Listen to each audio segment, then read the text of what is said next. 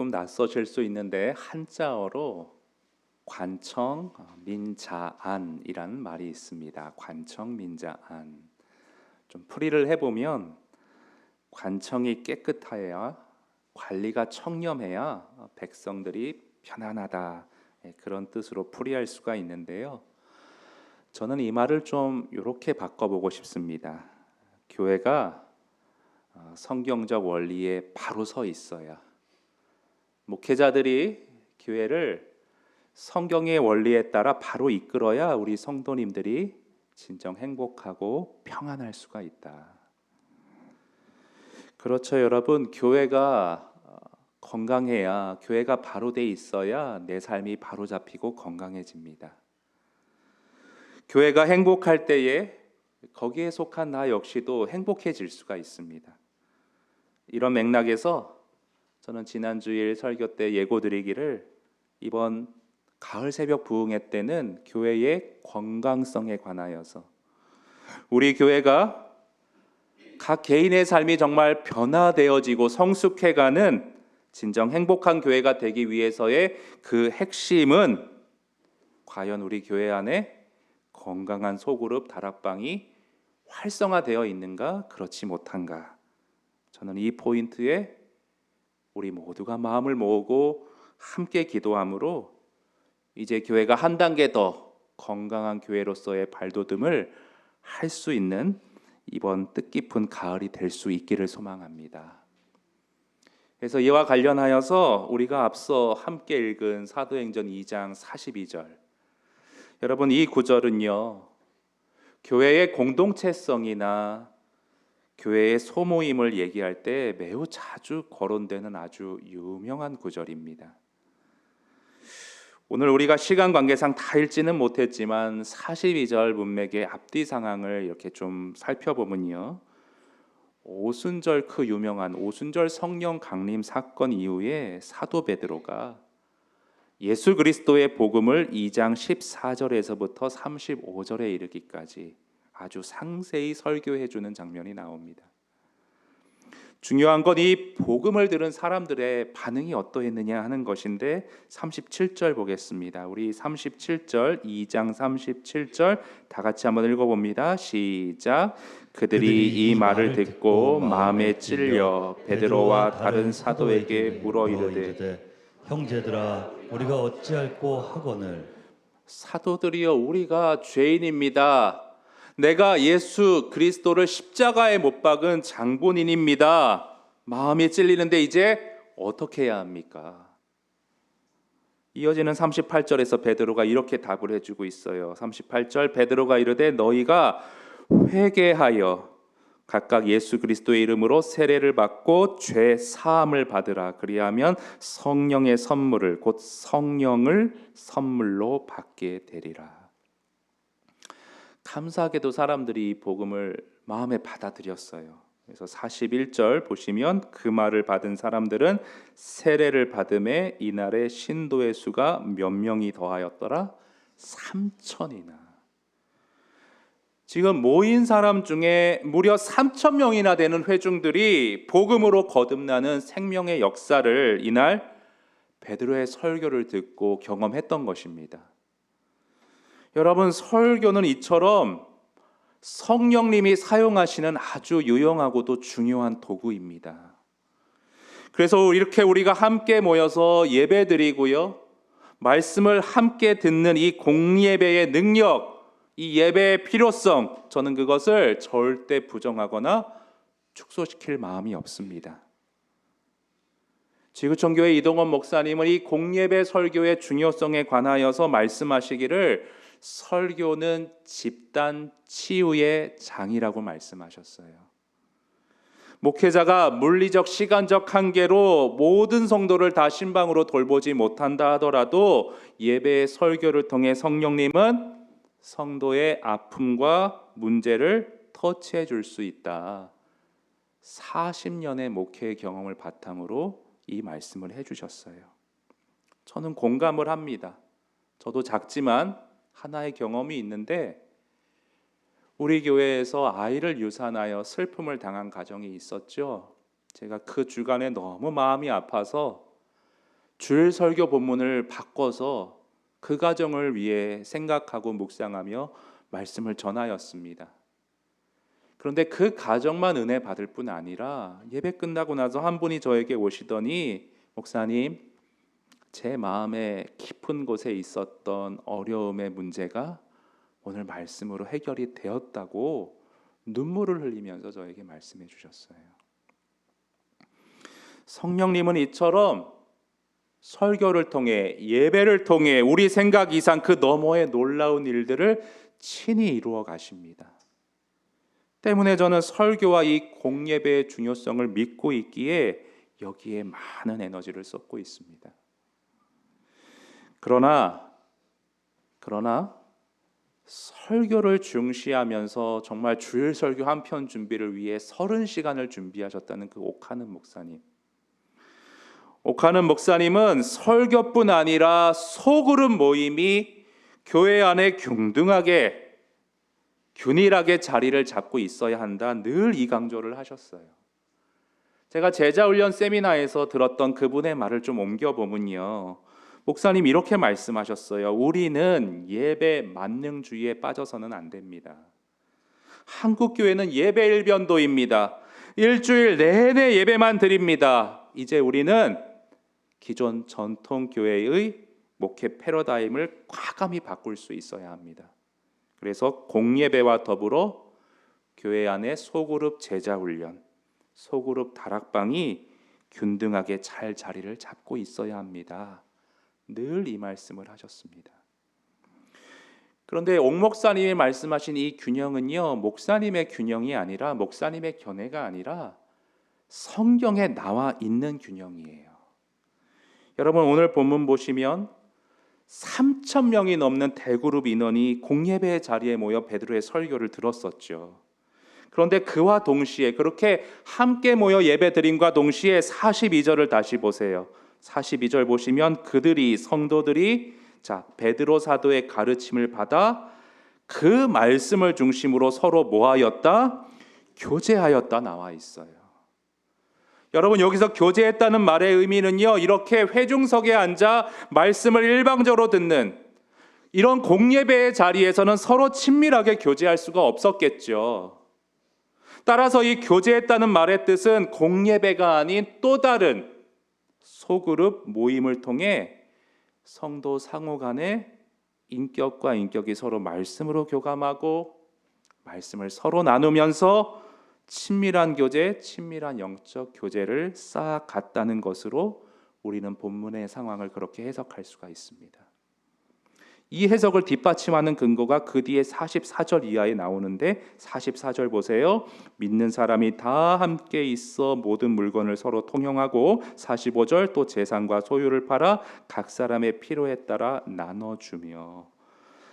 내 재산과 소유를 팔아 다른 지체에게, 어려운 지체에게 흘러가도록 하기 위해서는 서로가 서로의 형편을 알 수 있을 정도로 밀접하게 가까이 지낼 수, 왕래를 할 수 있어야 해요. 이렇게 대배로 모여서는 그게 알 수가 없겠지요. 대배뿐 아니라 소그룹 단위로, 소그룹 공동체로 서로가 묶여져 있었다는 뜻입니다. 또 마지막 거기 아래 46절도 보세요. 날마다 마음을 같이하여 성전에 모이기를 힘쓰고, 성전에 모일 뿐 아니라 뒤에 어디서 또 모였대요? 집에서 떡을 떼며 기쁨과 순전한 마음으로 음식을 나누는 소그룹 다락방 모임을 가졌었다 나와 있습니다. 혹시 우리 성도님들 가운데 아직까지도 이 다락방이라는 용어 자체가 너무 생소한 분들이 계실 수 있을 것 같아요. 그래서 제가 얼마 전에 홈페이지에 작업을 해놨는데, 홍 목사님 한번 화면에 좀 띄워주실 수 있으세요? 네, 안 되었군요. 제가 그렇게 부탁을 해드렸는데, 네, 일단 그냥 넘어가겠습니다. 나와 있어요? 네, 이쪽에 나와야 되는데, 홈페이지 보시면 저기 양육 훈련란에 양육 맨 밑에 다락방이라고 해놨습니다. 들어가 보시면 다락방에 대한 설명을 쭉 해놨고, 맨 밑에 보시면 제가 한 1년 전에 다락방이 뭔지에 대해 설교한 어떤 링크까지 저렇게 걸어놨어요. 시간이 되시면 살펴보시면 좋을 것 같은데 이 시간에는 한 가지만 말씀드립니다. 이 다락방이라는 용어는 어떤 그 마가 다락방이라는 교회에서 쓰는 그 다락방과는 좀 다른 개념이에요. 옥 목사님의 사랑의 교회, 또 이찬수 목사님의 분당 우리 교회에서 쭉 이어 사용하는 말씀 중심의 소그룹 모임을 지칭하는 용어로 우리는 다락방이라는 용어를 사용하고 있습니다. 우리 1만 성도 파송운동 그 29개 교회 멘토 목사님이셨던 고상성 목사님이란 분이 계신데, 목사님이 하루는 29 목사님들을 대상으로 이 소그룹 다락방에 관해 강의를 하시면서 몇 가지 아주 중요한 인용문을 우리에게 제시해 주셨어요. 제가 2개만 가져와 봤는데, 우선 첫 번째로는 팀 켈러 목사님의 말입니다. 화면에 보시면 소그룹에 참여하는 사람들의 수가 주일 예배에 참여하는 사람의 절반에 못 미친다면 당신의 교회는 공동체가 아니라 소비자 문화센터가 되어가고 있는 것입니다. 이게 무슨 말인가? 여러분, 문화센터 다 아실 거예요. 그 대형 마트나 백화점 같은 데 가보시면 뭐 북글씨라든지 뭐 영어 회화라든지 공예를 배운다든지 이런 문화 강좌를 열어서 배우는 그런 것을 문화센터라고 하죠. 그런데 자칫 교회도 잘못하면 이 말씀을 지식적으로만 정보적으로만 배우고 습득하는 그런 문화센터로 전락할 수 있다는 거예요. 하지만 우리 사람의 참된 변화는 그렇게 해서 올 수 있는 게 아니죠. 물론 배움을 통해서, 강의를 통해서, 이런 예배를 통해서 그 일이 물론 일어날 수 있습니다. 그러나 그보다 더 확실하게 제자도가 일어나는 곳, 우리가 예수님의 제자로 변화되는 그 제자도가 발생하는 가장 효과적인 곳은 바로 소그룹 다락방 공동체라는 거예요. 혼자서는 안 돼요. 내 의지로 혼자 아둥바둥해서는 아무 일도 일어나지 않습니다. 여러분, 가만 묵상해 보면 하나님께서도, 하나님조차도 삼위일체로 존재하고 계시잖아요. 아담이 죄를 짓기 전에 홀로 있음이 좋지 못하다고 하시며 사람으로 하여금 가정이라는 공동체를 이루게 하셨어요. 하나님의 태초의 이런 설계에 따라서 우리는 어떻게 그 인격이 어떻게 형성되어 갈 수 있느냐, 어떻게 그 인격이 변화되어 갈 수 있느냐, 공동체 안에서 인격과 인격이 사로잡노라는 그 소그룹 공동체 안에서 우리의 인격이 변화되고 예수 닮아가는 그 제자도가 공동체 안에서 자라갈 수 있다는 말입니다. 우리 순자님 가운데 저에게 이런 질문 하시는 분 계셨어요. 목사님, 저보다 목사님이 성경을 더 잘 아시는데 그냥 목사님이 설교하고 다 알아서 강의해 주시면 그게 더 효과적일 것 같은데 왜 굳이 제가 순원들에게 말씀을 가르쳐야 됩니까? 너무 부담이 큽니다. 이에 대한 답변은 뭐냐 하면요, 소그룹 모임에는 설교나 강의가 도저히 따라갈 수 없는 소그룹만의 역동성이 있다는 게 답이에요. 제가 무슨 말인가 예를 들어 좀 설명을 해드리기 원합니다. 제가 현재 맡아 섬기고 있는 다락방은요, 매주 금요일 8시에 모임을 갖고 있어요. 근데 사실은 제가 그 화요일 날에는 사역훈련 준비하고 밤에 하고 또 회의하고 다음 날은 다락방 에베소서 공과 준비하고 또 뭐 교리반 준비하고 주보 만들고 행정하고 신방하다 보면 쭉 흘러가서 설교 준비를 금요일 날 좀 집중적으로 하게 됩니다. 그래서 저의 입장에서는 그 다음 날 순장반도 있고 신방 있고 회의가 있기 때문에 금요일 날 집중적으로 시간을 쓰고 있는데 이 금요일 저녁 시간에 고정된 스케줄이 잡힌다는 게 저에게는 매우 큰 부담이에요. 그런데 제가 우리 순원 집사님들한테 고백한 게 있는데요. 집사님들 처음에는 이 시간이 부담될 줄 알았는데 오히려 제가 그 시간에 다락방 모임을 하고 나면 너무 충만해진다는 고백을 했어요. 같이 뜨겁게 기도하고 서로 말씀 나누고 삶을 격려받고 어려운 가운데에서도 일어날 수 있는 힘을 공급받는 그 시간을 통해서 제가 성령으로 충만해져서 그 다음 날 스케줄도 더 능력 있게 소화할 수 있게 되었다고 제가 고백을 했어요. 또 설교 준비도 오히려 그 모임 시간에 받은 은혜로 가지고 더 잘 소화할 수 있었던 거예요. 이게 바로 여러분 소그룹이 함께 모여 이루는 어떤 역동적인 에너지, 소그룹의 역동성이라 할 수가 있습니다. 저 혼자서는 얻을 수 없어요. 하나님이 허락하신 믿음의 지체들의 그 모임 가운데 하나님이 그 은혜를 허락하십니다. 또 여러분 거기 사도행전 2장 46절 마지막 보시면 거기 날마다 모였다고 되어 있거든요. 날마다.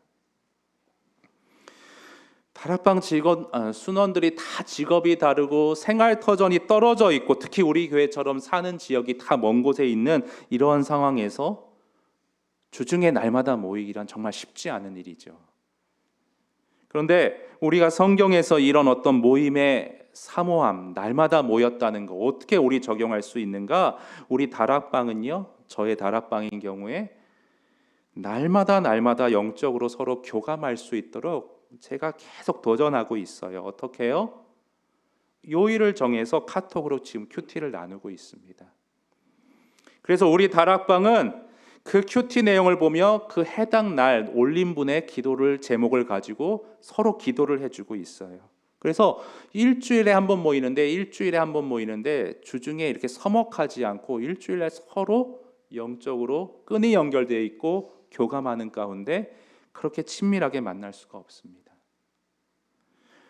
거기에다 제가 또 이제 순원들에게 자꾸 수준을 높여서 주일 설교 요약도 번갈아 가면서 올리라고 그렇게 도전을 할 생각이에요. 근데 우리 순원들은 오늘 여기 안 왔는데 제가 자꾸 이렇게 하니까 좀 부담스러워하는 것 같기도 하면서도 좋아하고 있다라고 저는 짝사랑하고 있습니다. 제가 괴롭히려는 게 아니라요. 성도님들이 지난주 설교 제목을 몇 퍼센트가 기억하느냐, 몇 퍼센트일 것 같으세요? 통계 자료에 의하면 5%만 기억한대요.